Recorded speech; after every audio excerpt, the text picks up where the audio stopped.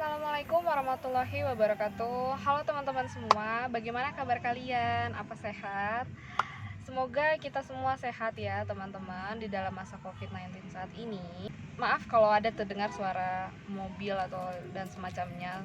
Saya sedang ada di luar, tapi pembelajaran akan tetap saya laksanakan. Mata kuliah yang akan saya bawa sistem pembelajaran akidah akhlak. Nah, yang saya dapat judul dari dosen saya itu iman kepada Allah sebagai dasar akidah yang kokoh. Dan juga di sini dibagi-bagi ada beberapa kelompok.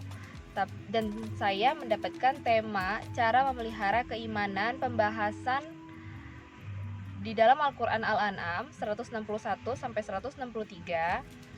Jelaskan tafsirnya dan kisahnya. Yang saya search, yang saya dapatkan beberapa artikel-artikel itu saya mengambil salah satunya cara memupuk iman supaya koneksimu dengan Tuhanmu atau Sang Penciptamu tetap kuat. Keinginan untuk istiqomah dalam beribadah pasti menjadi dambaan setiap muslim. Hanya saja iman itu kadang selalu naik, kadang selalu turun. Kalau kita nggak pintar-pintar menjaganya. Nah, karena begitu mudahnya iman itu berubah, berikut ada beberapa cara memupuk iman yang sangat dianjurkan bagi umat muslim. Apa saja ya? Yuk, simak uraiannya. Jagalah wudhu, karena dengan begitu kamu menjaga kesucian diri. Itu perbanyak sujud. Nah, sebab posisi itu adalah waktu terdekat kamu dengan Allah Subhanahu wa Ta'ala. Kamu bisa aktifkan God Spot untuk menguatkan koneksi dengan Allah Subhanahu wa Ta'ala lewat memperbanyak sujud, misalnya dengan mendirikan sholat sunnah seperti duha dan tahajud. Mintalah doa terbaik ketika sujud dan panjangkanlah sujud itu. Semakin sering kita bersujud, aliran darah yang mengalir ke otak juga akan semakin lancar. Jadi sujud kita dengan gerakan yang benar, maka darah yang ada di tubuh kita tuh akan mengalir ke otak kita gitu. Kalau ingin iman semakin baik, mulailah dengan memperbaiki sholat, membaca kembali kisah-kisah kehidupan Rasulullah Shallallahu Alaihi Wasallam dan para sahabatnya. Kisah itu jadi pengingat dan motivasi kuat untuk terus meningkatkan iman dan takwa kita. Seperti itu teman-teman. Bersihkan hati dari segala macam pengotornya.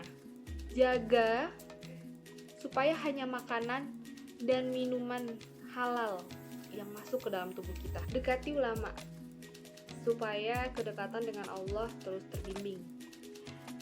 Jadi iman itu seperti tumbuhan yang harus selalu disiram dan diberi pupuk supaya tetap subur. Kalau kamu gak bisa langsung hadir ke majelis ilmu, sekarang banyak kok podcast atau channel YouTube para ustadz yang bisa kamu simak di rumah setiap hari. Yang penting iman kita tetap terjaga. Begitupun perempuan, adanya ustazah ya, dan yang seumur kita gitu. Berkawanlah dengan orang-orang soleh yang gemar menjaga amal mereka. Itulah langkah-langkah memupuk iman supaya koneksimu dengan Sang Halik tetap kuat. Jangan sampai kamu biarkan imanmu merosot tanpa perbaikan. Kuatkan iman kamu dan amal. Itu adalah momen tepat bagi kita untuk mendekatkan diri kepada Allah Subhanahu wa Ta'ala sedekat-dekatnya. Baik teman-teman, kemudian saya akan membacakan surat Al-An'am 161 sampai 163. A'udzu billahi minasyaitonir rajim. Bismillahirrahmanirrahim. Qul innani hadani Rabbi ila siratim mustaqim dinan qiyaman millata Ibrahim hanifa wa ma kana minal musyrikin. Qul inna sholati wa nusuki wa mahyaya wa mamati lillahi rabbil alamin la syarikalah wa bizalika umirtu wa ana awwalul muslimin. Shadaqallahul azim. Katakanlah, sesungguhnya aku telah ditunjuki oleh Tuhanku kepada jalan yang lurus, yaitu agama yang benar, agama Ibrahim yang lurus, dan Ibrahim itu bukanlah termasuk orang-orang yang musyrik. Katakanlah, sesungguhnya sholatku, ibadahku, hidupku, dan matiku hanyalah untuk Allah, Tuhan semesta alam. Tiada sekutu baginya, dan demikian itulah yang diperintahkan kepadaku. Dan aku adalah orang yang pertama-tama menyerahkan diri kepada Allah. Baik teman-teman, setelah saya membacakan ayat suci Al-Quran, saya akan menceritakan kisahnya. Nabi Ibrahim alaihissalam masih merupakan keturunan Nabi Nuh alaihissalam, karena ayahnya yang bernama Azar adalah keturunan Sam bin Nuh alaihissalam. Azar adalah seorang pembuat patung yang dijadikan sesembahan kaumnya pada masa itu. Ibrahim alaihissalam dilahirkan pada masa pemerintahan Raja Namrud, penguasa kejam yang waktu itu memerintahkan untuk membunuh setiap bayi yang lahir. Oleh karenanya, ibunda Ibrahim bersembunyi di dalam sebuah gua dan melahirkan Ibrahim di sana. Dan Allah menjaga Ibrahim hingga ia tumbuh dewasa.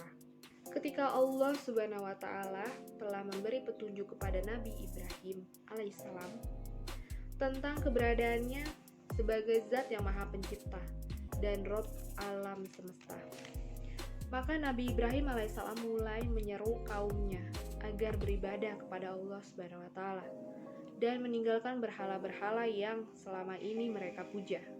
Karena mereka tidak mau mendengarkan ajakannya, maka pada suatu hari Nabi Ibrahim alaihissalam masuk ke tempat berhala mereka, lalu menghancurkan berhala-berhala itu dengan kapak, kecuali sebuah berhala yang paling besar. Beliau mengalungkan kapaknya pada berhala tersebut. Ketika Raja Namrud dan pengikutnya kembali dari perjalanannya dan hendak menyembah Tuhan-Tuhannya, mereka sangat marah melihat berhala-berhala itu telah hancur. Tidak ada orang lain yang mereka curigai selain Ibrahim, yang selama ini sangat membenci Tuhan-Tuhan mereka. Maka Nabi Ibrahim alaihissalam pun dihadapkan kepada Raja Namrud.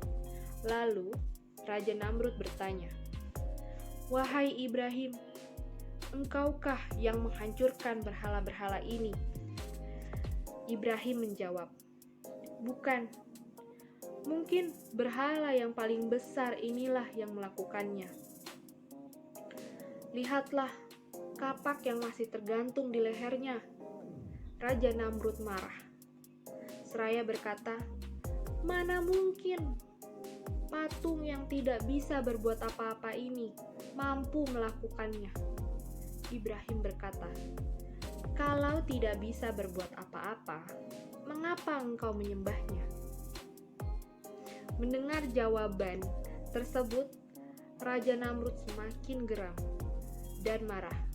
Lalu ia memerintahkan pengikutnya untuk membakar Nabi Ibrahim alaihissalam. Maka mereka pun menyalakan api dan melemparkan Ibrahim ke dalamnya. Tetapi Allah Subhanahu wa Ta'ala menjadikan api itu dingin bagi Nabi Ibrahim alaihissalam, hingga beliau tidak terbakar sedikit pun dan selamat. Orang-orang yang menyaksikan peristiwa itu merasa heran. Bahkan di antara mereka tidak sedikit pun yang mulai meyakini dan beriman terhadap keberadaan dan kekuasaan Allah. Tuhan yang disebutkan oleh Ibrahim alaihissalam. Tidak lama setelah itu, Nabi Ibrahim alaihissalam pergi ke Palestina untuk menyebarkan ajarannya di sana. Sementara itu, Raja Namrud yang zalim itu disiksa oleh Allah Subhanahu wa Ta'ala dengan datangnya nyamuk yang sangat banyak. Akhirnya ia pun mati karena nyamuk-nyamuk itu memasuki lubang telinganya. Baik, cukup sekian materi yang saya sampaikan. Bila ada kurang, saya mohon maaf, dan saya terima komentarnya. Tinggal kalian ketik di bawah di kolom komentar. Terima kasih atas waktunya teman-teman, dan jangan lupa absen ya. Saya pamit undur diri. Thank you for watching. Assalamualaikum warahmatullahi wabarakatuh. Terima kasih buat teman-teman yang udah mampir di YouTube channel aku. Asal dulu.